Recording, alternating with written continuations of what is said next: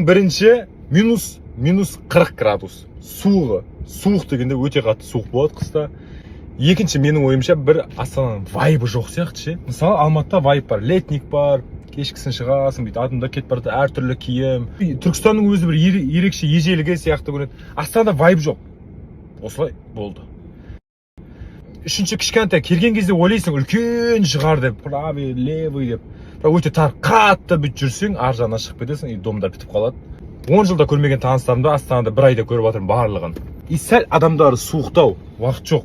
Кетіп азында тұрады, кешке робот сияқты сәл. Осылай менің ойларым енді. Ал енді плюстары, возможность, мүмкіндік өте көп. Бір приколы бұл жерде барлығы бір адамның көмекшісі, оң қолы, барлығы оң қол. Бір сол қол жоқ сияқты. Айтқым келгені өте көп мүмкіндік бар дамуға, ақша табуға.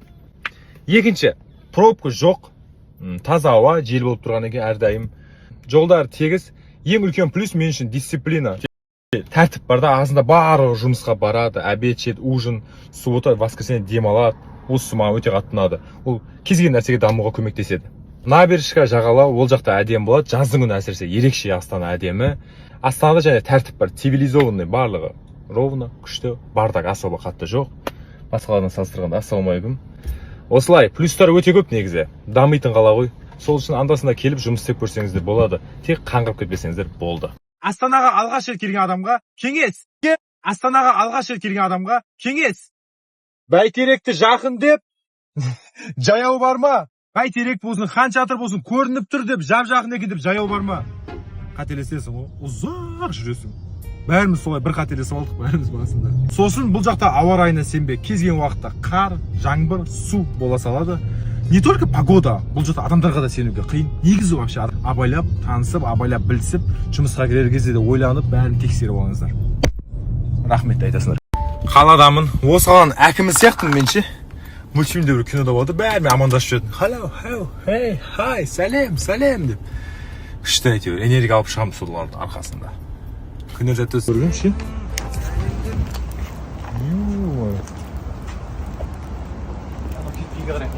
Кете берді өшіп қалды. Демалысымыз соңына жетті.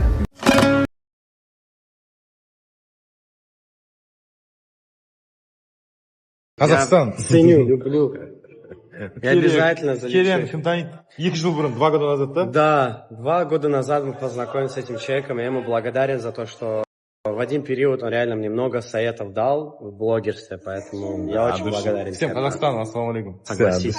Обнял вас. Шевги, тебе спасибо. Пригласил, что? Спасибо, что ты приехал. Первый раз как раз. Да, надеюсь, тебе все понравилось. Очень рада. Да, если получится, еще раз я буду тебя приглашать. Все, Вот. увидимся. Алга, Казахстан.